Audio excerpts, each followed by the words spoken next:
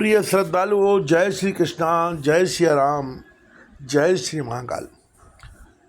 भगवान राम जी महाराज अयोध्या छोड़कर वन को चल दिए। सारे नगरवासी विलाप करने लगे।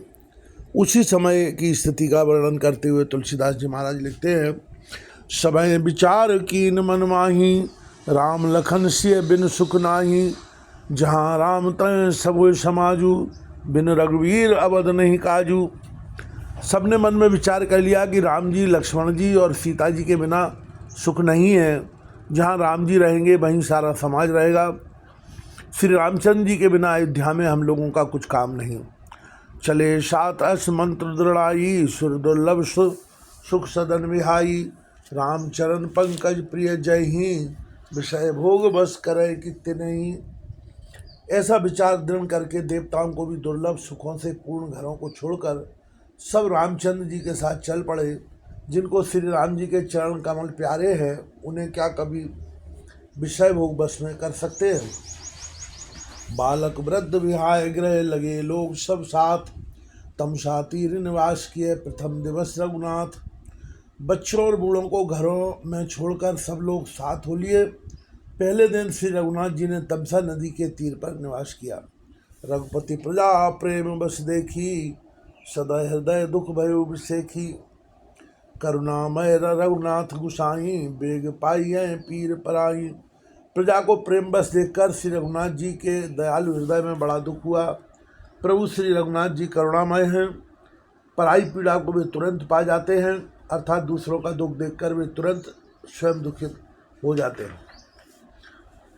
कहे सपे में मृदु वचन सुहाए, बहु विधि राम लोग समझाए। किए धर्म उपदेश घनेरे, लोग प्रेम बस फिरे न फेरे। प्रेम युक्त कोमल और सुंदर वचन कहकर श्री राम जी ने बहुत प्रकार से लोगों को समझाया और बहुतेरे धर्म संबंधी उपदेश दिए, परंतु प्रेम बस लोग लौट आए लौटते नहीं। शील सने छाड़ नहीं जाई, असमंजस बस भे रघुराई। लोग शोक श्रम बस गए सोई, कछु देव माया मति उमोई। शीलो स्नेह छोड़ा नहीं जाता। श्री रघुनाथ जी असमंजस के अधीन हो गए, दुविधा में पड़ गए। शोक और परिश्रम थकावट के मारे लोग सो गए और कुछ देवताओं की माया से भी उनकी बुद्धि मोहित हो गई। जब जाम जुग जामिन बीती, राम सचिव सन कहो सप्रीति। खोज मार रथ हांकौ ताता, आन उपाय बने नहीं बाता। जब दोपहर रात बीत गई तब श्री रामचंद्र जी ने प्रेम पूर्वक मंत्री सुमंत्र से कहा, हे तात, रथ को खेज मारकर अर्थात पहियों के चिन्हों से दिशा का पता न चले, इस प्रकार रथ को हाँकिए और किसी उपाय से बात नहीं बनेगी। राम लखन सिय जान चढ़, सब चरण सिर नाय। सचिव चलायो तुरंत रथ, ये तो खोज दुराए। शंकर जी के चरणों में सिर नवाकर श्री राम जी, लक्ष्मण जी और सीता जी रथ पर सवार हुए। मंत्री ने तुरंत ही रथ को इधर उधर खोज छिपाकर चला दिया। जागे सकल लोग भय भोरू, गे रघुनाथ भयउ अति सोरू। रथ कर खोज कतऊ नहीं पावै, राम राम कहूँ चै दिस धावै। सवेरा होते ही सब लोग जागे तो बड़ा शोर मचा कि रघुनाथ जी चले गए, कहीं रथ का खोज नहीं पाते। सब हाराम हाराम पुकारते हुए चारों ओर दौड़ रहे। मनहु बार निधि बूढ़ जहाजू, भयो विकल बड़ बनिक समाजू। एक ही एक दे उपदेशु, तजे राम हम जान कलेशु। मानो समुद्र में जहाज डूब गया हो, जिससे व्यापारियों को समुदाय बहुत ही व्याकुल हो उठा हो। वे एक दूसरे को उपदेश देते हैं कि श्री रामचंद्र जी से हम लोगों को क्लेश होगा, यह जानकर उन्होंने हमें छोड़ दिया है। निंदय आप सराय मीना, दिख जीवन रघुवीर विहीना। जो पे प्रिय वियोग विधि कीना, तो कसमरन न मांगे दीना। वे लोग अपनी निंदा करते हैं और मछलियों की सराहना करते हैं, कहते हैं श्री रामचंद्र जी के बिना हमारे जीने को धिक्कार है। विधाता ने यदि प्यारे का वियोग ही रचा है तो फिर उसने मांगने पर मृत्यु क्यों नहीं दी। यह विद करत प्रलाप कलाया, आए अवध भरे परितापा। विषम वियोग न जाए बखाना, अवधियास सब राखें प्राणा। इस प्रकार बहुत से विलाप करते हुए वे संताप भरे हुए अयोध्या में आए। उन लोगों के विषय वियोग की दशा का वर्णन नहीं किया जा सकता। 14 साल की अवधि की आशा से ही वे प्राणों को रख रहे हैं। राम दर्शित नैम व्रत करन नार नारी, कबहू को की कमल दीन विहीन तमार। सब स्त्री पुरुष रामचंद्र जी के दर्शन के लिए नियम और व्रत करने लगे और ऐसे दुखी हो गए जैसे चकवा चकवी और कमल सूर्य के बिना दीन हो जाते हैं। सीता सचिव सहित दो भाई श्रृंगवेरपुर पहुँचे जाई, उतरे रामदेव सर देखी कीन दंडवत हरस विषय की। सीता जी और मंत्री सहित दोनों भाई श्रृंगवेरपुर जा पहुँचे। वहाँ गंगा जी को देखकर श्री राम जी रथ से उतर पड़े और बड़े हर्ष के साथ उन्होंने दंडवत की। लखन सचिव सिय किए प्रणामा, समय सहित सुख पाए उगनामा। गंग सकल मुद मंगल मूला, सब सुख करन हरन सब सूला। लक्ष्मण जी, सुमंत और सीता जी ने भी प्रणाम किया। सबके साथ रामचंद्र जी ने सुख पाया। गंगा जी समस्त आनंद मंगलों की मूल हैं। वे सब सुखों की करने वाली और सब पीड़ाओं को हरने वाली हैं। कहे कहे कोटिक कथा प्रसंगा, राम विलोकय गंग तरंगा। सचवय अनुजय प्रिय सुनाई, विबुध नदी महिमा अधिकाई। अनेक कथा प्रसंग कहते हुए श्री राम जी गंगा जी की तरंगों को देख रहे हैं। उन्होंने मंत्री को, छोटे भाई लक्ष्मण को और प्रिया सीता जी को देव नदी गंगा जी की बड़ी महिमा सुनाई।